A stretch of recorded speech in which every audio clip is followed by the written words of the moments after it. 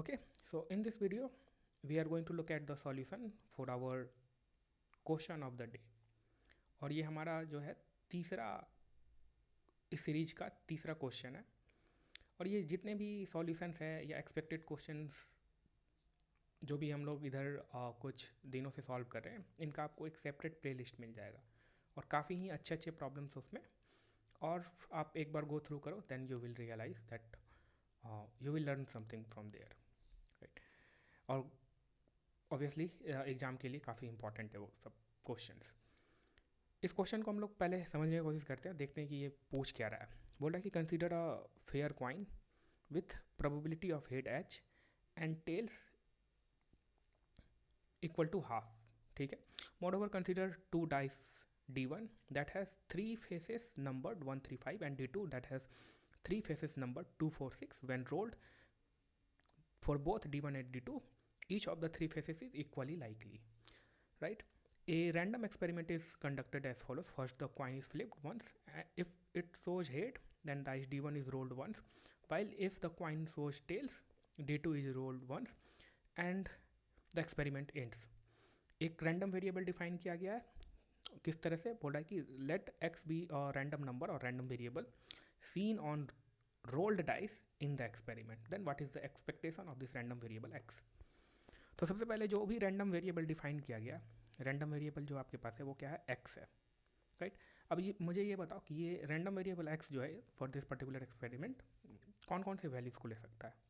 Simply ये क्या है, जो भी डाई रोल करो, आप D1 डाई को रोल करो या D2 डाई को रोल करो, तो डिपेंडिंग अपॉन दैट ये वैल्यू जो ले सकता है वो 1 ले सकता है, 2 ले सकता है, या 3 ले सकता है, या 4 ले सकता है, या 5 ले सकता है, या 6 ले सकता है।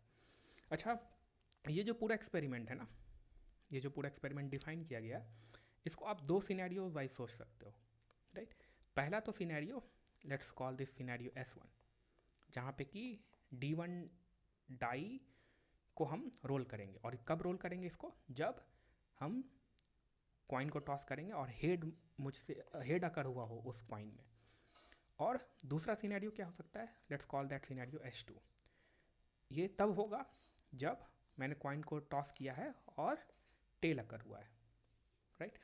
अब देखो, ये जब S1 सिनेरियो होगा, और let's call this scenario S1 as a random variable, right. ये S1 कौन कौन से वैल्यूज़ को ले सकता है, ये फर्स्ट डाई का रिजल्ट है, तो ये यानी तो 1 ले सकता है, यानी तो 3 ले सकता है, यानी तो 5 ले सकता है। इस सिनेरियो S2 में डाई 2 अकर होगा, डाई 2 को हम रोल करेंगे, तो ये S2 जो है वो कौन कौन से वैल्यूज़ को ले सकता है, या तो 2 ले सकता है, या 4 ले सकता है, या 6 ले सकता है, राइट। तो अब मुझे क्या फाइंड करना है, expectation of this random variable x, right. तो क्या अगर हम हर एक इंडिविजुअल सिनेरियो का एक्सपेक्टेशन निकाल दें, तो क्या मुझे using total expectation theorem overall expectation मिल सकता है, मिल सकता है, राइट। तो ओवरऑल यहाँ पे कॉन्सेप्ट क्या इन्वॉल्व है, आपको टोटल एक्सपेक्टेशन थ्योरम का यूज करना है। और लॉजिकली भी इस क्वेश्चन को आप अटैम्प्ट करोगे तो आराम से ही अटैम्प्ट हो जाएगा, ठीक है। तो हम पहले इस S1 सिनेरियो का एक्सपेक्टेशन निकालते हैं, और जो S1 सिनेरियो का जो एक्सपेक्टेशन होगा that will be the conditional expectation. क्यों? So expectation of this random variable S1 given S1 scenario कब हो सकता है, जब आपने कॉइन टॉस किया और हेड अकर हुआ है, राइट। S2 सिनेरियो कब अकर होगा, राइट। उस केस में भी हम कंडीशनल एक्सपेक्टेशन निकालेंगे, जब टेल अकर हुआ है तब हम सिनेरियो S2 के बारे में बात करेंगे। कंडीशनल एक्सपेक्टेशन आप कैसे फाइंड करते हो, जैसे आप ऑर्डिनरी एक्सपेक्टेशन फाइंड करते हो, राइट। यहाँ पे S1 कौन कौन सा वैल्यू ले सकता है, यानी तो 1 ले सकता है, या 3 ले सकता है, 5 ले सकता है।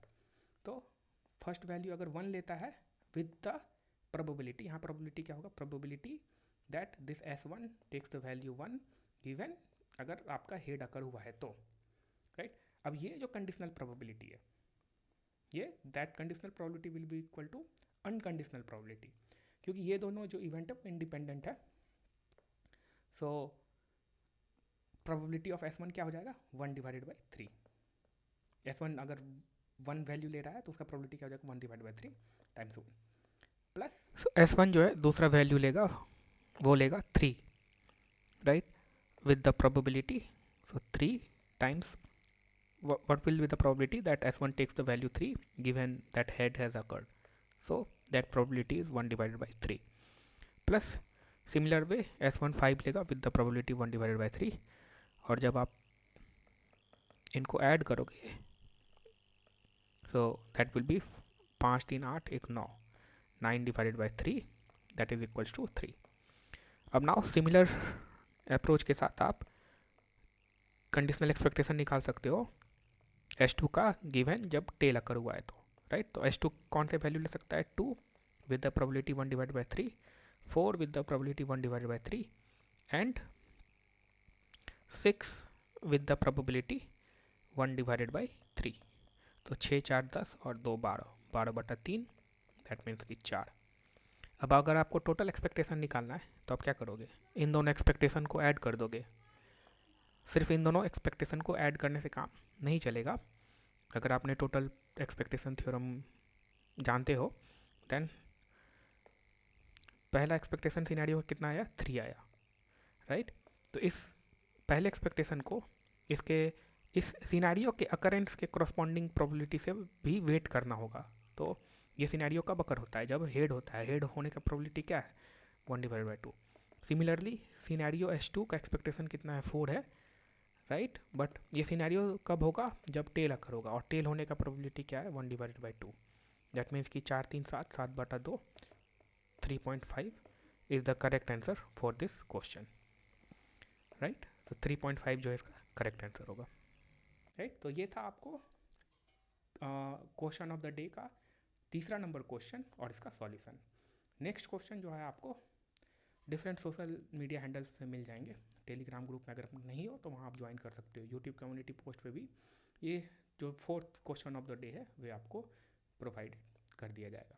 और उसका सॉल्यूशन जो है आपको उसके नेक्स्ट दिन वीडियो के फॉर्म में मिल जाएगा, जैसे कि आपको इस क्वेश्चन का सॉल्यूशन मिल रहा है, राइट. अगर ऐसे ही बहुत सारे क्वेश्चंस को आप प्रैक्टिस करना चाहते हो तो आप हमारे गेट DA टेस्ट सीरीज में इनरोल्ड हो सकते हो, राइट. तो ऐसे ही अच्छे अच्छे क्वेश्चन हम लोगों ने फ्रेम करके रखा है. There are almost 1400 plus question और हर एक क्वेश्चन का आपको डिटेल सॉल्यूशन मिलेगा, राइट. तो it's a good time to do the practice. जितना प्रैक्टिस करोगे उतना आप एग्जाम में कंफर्टेबल रहोगे. All right, that is all in this video. Thank you so much.